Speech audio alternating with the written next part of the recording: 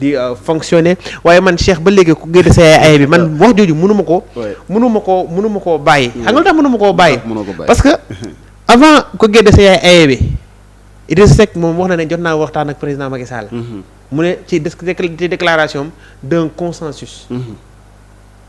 président Macky Sall génn ne ko génn sa ay léegi gedd bi waa opposition bi la ko jagleel wala ku nekkoon ci biir génn.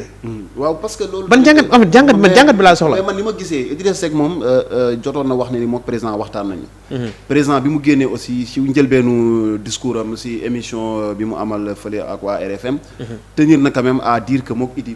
waxtaanoon nañu te ba ñuy waxtaan ca njëlbeen maanaam première fois bi ñuy boole mburu ak soow. bi ñu waxantee dafa ne Idi. ñun dañuy ànd pour defar réew mi. amul benn contrainte maanaam yow tey suba boo demee ba sentiroo sa bopp ci mbir mi mën nga génn. élection nga dem. mais nag soo demee da nga may delloo li ma la jox. donc loolu la jot a expliqué démb ci li nga xam ne donc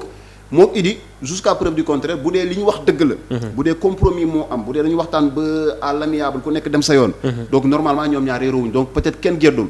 man dama jàpp ne peut-être moom xam nga président Macky Sall moom dans son discours doo mës a dégg sama tudd Ousmane Sonko. te démb effectivement boo xoolee. man de en personne j'ai écouté l'interview du début à la fin tudd Ousmane Sonko au contraire c'est le présentateur mooy tudd Ousmane Sonko moom mu tontu donc par rapport ak loolu man dama jàpp ne Macky Sall je pense même pas qu'il parle aux autres opposants Macky Sall au fond man dama jàpp ne Ousmane Sonko lay waxal. Ousmane Sonko la ñu gis ne ni mooy c'est lui qui appelle à la résistance. celui qui appelle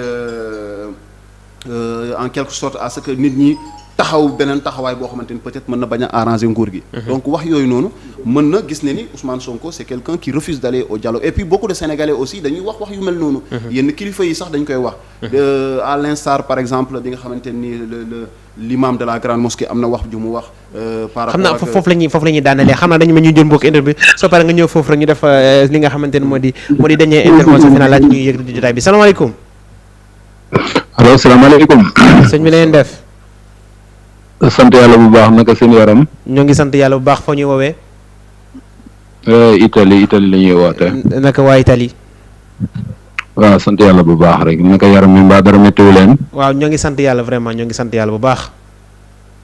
waaw man de ni ma gisee diggante Idi ak président Sall. pour man deal la. deal. waaw pour man ab deal la ngi ci suuf lu ñu les waxaluñu ci biir quoi. waaw les waxaluñu ci biir pour man Idi crédible quoi pour man actuellement Idi moom passé la quoi. d'accord. waaw pour man passé la et puis ñi def yëpp li ñuy jéem a tour la dem Sénégal parce que li problème mooy Sénégal dafa am benn Sénégal bu bees benn génération bu bees mu bëgg a changer dëkk bi léegi nag ñi nga xamee ni nii ñooy ñi am système bu yàgg bi bokk na ci. même imam yi bokk na ci ñëpp parce que kër goo dem rek pas ñuy xas kenn quoi mais kër goo dem rek am nañu bokk ci système bu yàgg ba. système bu yàgg ba nag bëgguñu nag booy ñëw changer affaire bi loolu donc mooy problème bi moo tax waaye Idi moom. pour man lu weesu la jërul sax sóoraale pour man Idi moom c'est pas la peine. parce que xaw ma ba xam bokk na ci débat bi tamit waaye bëgg na maa waxtaan aussi ci conférence de presse bi ma gis àndandooy Farba Ngom yi def ko. niki sànq waaw. waaw parce que maa ngi gis ñu def conférence de presse tey mais problème bi nga xam ne Ngor la am ñoom ñoo am problème ak waa Ngor problème bi problème mu suuf la problème mu benn genre de brigade bu ñu bëgg a def foofu yu demee noonu. mais man bi nga xamee ne dégg naa ay farandoo Farba Ngom waaw génn wax ñoom ñi jël affaire bi di ko def place di ko yóbbu ci ay opposition beeg ñi nga xamee ni dañuy taal ak ñi nga xam ne dañuy nii mais problème bi du foofu problème bi mooy que ñoom problème bi problème interne la problème la ak waa Ngor. léegi ñoom di jéem a waxtaan ak waa Ngor parce que bu fekkee ne maire bi génn na wax ànd ak xale yi léegi même aussi nu mu tuddati jaraaf Youssouf Ndoye génn wax ànd ak xale yi léegi problème mu Ngor la foog ñu dem Ngor waxtaan ak waa Ngor jéem a lijjanti foofu Ngor mais jéem a déplacer débat bi yóbbu ko ci côté national bi jéem a wax na ay opposition be seen booy patriote yeeg yooyu xam nga yooyu du responsable quoi loolu rek laa want lu may wax xam nga. D'accord. merci jaajëfal participation bi bu baax am na solo moom cof na ci waxtaan mu am solo mooy conférence de presse bi nga xamante ne c'est que bi ñu dugg plateau. aussi effectivement fekk moom il était en cours donc mënuñ ci woon addu xam naa ne ëllëg peut-être daañu ci gën a diggaat mais wax nga aussi tamit moom am na fi mu wax fa nga xamante ne yow fa nga doon addo maanaam ci am ñoo xam ne naan ancien système comme ni mu ko expliqué l'imam qui a quand même prêché allant bon man côté boobu xam nga man c'est un peu sensible man du ma ci bëgg a développer lu bari quoi gis nga Sénégal foog ñu revenir à des fondamentaux muy quand même nga far pouvoir wala nga far opposition gis nga les mosquées et les églises les lieux de culte dafa di des domaines yoo xamante wala des espaces yoo xamante ni c'est doit être un espace qui doit pas être coloré su ma nee qui doit pas être coloré mooy warul waxee benn obédience maanaam mënoo wax si kii xarab kee wala gërëm kee bàyyi kee yow li nga mën il faut être neutre là-bas c'est la parole du tout-puissant moom lañ fa war a dawal quand bien même war nañ waxtaanee société bi mais faut pas aller aussi dans un discours qui stigmatise une partie parce que ki waxam dafa ne par exemple ñi nga xamante ni ñu ngi bàyyi seen waajur yi nee na waajur yi am nañu responsabilité bàyyi seen doom bi ñuy génn ci mbedd mi mais ñi leen bàyyi ñi leen di woo ñu dem di leen wuyu ci mbedd mi ba di sa dee ñooñu seen dee boobu xaru la donc xam nga loolu moom quand même te bu ñu dee safara lañu jëm donc c'est ça qu'il a tenu comme discours comme li may wax rek parfois quand même dañuy jël benn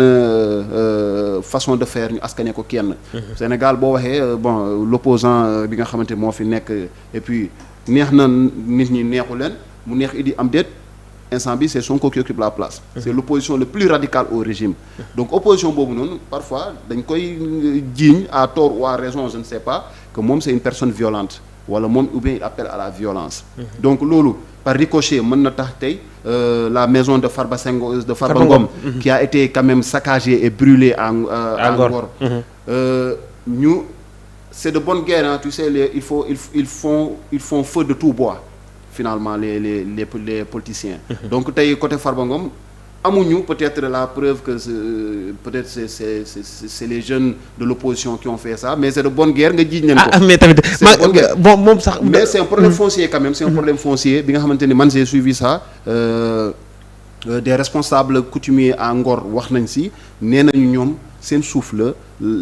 et que ils veulent installer là-bas une brigade mais il y a pas eu les discussions nécessaires il y a pas eu d'entente donc ñoom dañ leen jël au dépourvu rek ñoo bëgg a def foofu noonu loolu lañ d'accord donc loolu tu peux pas dire que c'est un Ousmane Sonko ou c'est un Barthélémy Diaz ou c'est quelqu'un d'autre de l'opposition qui est derrière parce que lébu moom ku ko xam-xam ne dafa bëgg suuf donc suufam donc bon je pense pas que même si Ousmane Sonko moo bëggoon dem def foofu son siège le siège de son parti et qu'il n'a pas les autorisations les ententes requises c'est sûr qu'il serait confronté au même problème bon maintenant on n'encourage pas la violence il faut pas l'encourager du tout Farba Ngom je pense que li mu dund dégâts collatéraux la à l'origine je pense pas qu'il soit quelqu'un en mesure de décider ndax dañuy def brigade ou pas il n'a pas ce pouvoir là mais est-ce que tamit du fi mu far dagguma la nga baal ma mais est-ce que du fi mu far parce que dañu jàpp ne ku far ak nguur lépp lu nguur ga def donc ko cautionné te tamit frustration askan suñu gisul ñi nga xamante ne ñoom la ñuy jàpp comme responsable parce que ils ne savent pas ñi nga xamante ne dañoo jàpp ne dañ fay bëgg a tabax brigade rek dañoo jàpp ne waa nguur gi ñoo koy def est-ce que tamit ku nekk fi nga far ci foofu la ñu mën a fayoo loolu li koy indi aussi mooy ñun par exemple ngay xeex ab mbir amoo koo waxal parce que l'histoire bi mu éclaté à Ngor ce jour-là moi j'étais à Ngor mais dañ ko bàyyi mu law c'est comme l'histoire des pêcheurs là de Guet Ndar voilà Mboro man dama gëm benn affaire le mal il faut le couper à la source mënoo xaar muy màgg parce que su màggee mën na la ëpp doole te bu la ëppee doole yow tu n'auras plus aucune maîtrise maanaam tey bi affaire bi commencé la première journée bi nga xamante amoon na affrontement s'ils avaient appelé au dialogue n'est-ce pas quand bien même ñu arrêté temporairement les travaux le déploiement du matériel ñu arrêté ko temporairement le temps de se remettre autour d'une table et de discuter peut-être ça aurait épargné la maison de Farba Ngom aujourd'hui malheureusement en tout cas je ne sais pas je suis pas au courant quand même de contact entre les différentes parties ou bien en tout cas d'un consensus qui a été trouvé donc ils ont continué à dérouler leur plan léegi plan boobu nag moo tax les jeunes aussi se sont révoltés n'est-ce pas bi ñu révolté ils ont vu la maison de Farba Ngom qui était quand même à quelques mètres de là donc ils ont décidé de sévir peut-être une manière de dire écoutez vous faites ce que vous voulez nous faisons ce que nous voulons et c'est l'anarchie c'est le chaos total donc c'est regrettable que la maison de Farba Ngom soit attaquée mais encore une fois nañuy privilégier le dialogue le président il appelle au dialogue tout le temps saa yoo waxee mu ne nañ dialoguer mais un dialogue quand même il doit être sincère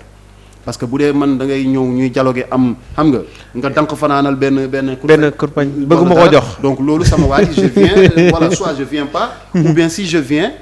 c'est avec des réserves aussi. Voilà, je viens avec des réserves. Léegi il y a d'autres même qui décident carrément de ne pas venir et disent que ce sera pas sincère. Et puis yow doo am ko waxal et puis mënoo gouverner de façon isolée. Tu peux pas parce que l'opposition elle va exister. L'opposition sera toujours dans son rôle, le rôle de s'opposer, n'est-ce pas, di contrecarrer pouvoir di indi yeneen proposition yoo xam ne du loolu le pouvoir di def. donc yooyu noonu il faut ñu accepter que c'est le jeu politique. léegi Cheikh. c'est le jeu politique. max jamono ji question peut-être mooy tëj waxtaan. ndax Idi il peut s'opposer à Macky sachant que fa la jógee ndax jamono ji Idi peut ou doit s'opposer à Macky. waaw léegi alors que yàggul dara ñoo ànd. voilà ndax mais xam nga affaire bi moom. si ndax loolu tamit crédibilité dina am ci askan wi aussi. effectivement les réactions yi nga am tout à l'heure à travers nos internautes yi woote. loolu ça se voit déjà cette ligne là se démarque carrément am na ñoo xam ne nee nañu Idi il est comptable en partie du bilan de Macky Sall depuis 2019. parce que bi mu ñëwee 2019 avant 2019 il paraît que Idi était en train de négocier donc Idi dara réeru ko woon bi mu wootee fii aussi les leaders mu recevoir leen au point et cetera ñu wax d'accord ne du ñu reconnaître président Macky Sall comme le président légitime du Sénégal élu quand même Idi quelque temps après changé na dem na fekki Macky Sall ne Mburok Sow promettre Gloria mais malheureusement bon xam naa ne Mburok Sow bi Gloria du ko fa fekk donc loolu. Gloria kan la woon sax. waaw ñi am na quand même Sénégalais ay spéculation yu bëri woon na ñii ne autour de Khalifa Sall Karim Wade la mais bon finalement xam naa ne Gloria bu ñëwee dina wér xanaa Gloria ñu boole ko peut-être ak mburu wala sow xaw ma daal mais ñett yëpp yaakaaruma ñu mën a daje mais Idi booy analyser génnam bii nii da ngay xool ban plan la sur quel plan par exemple si c'est sur le plan de la morale Idrissa Seck aujourd'hui génnam bii nii vraiment du ko may benn crédit au contraire daf koy discréditer parce que Idrissa Seck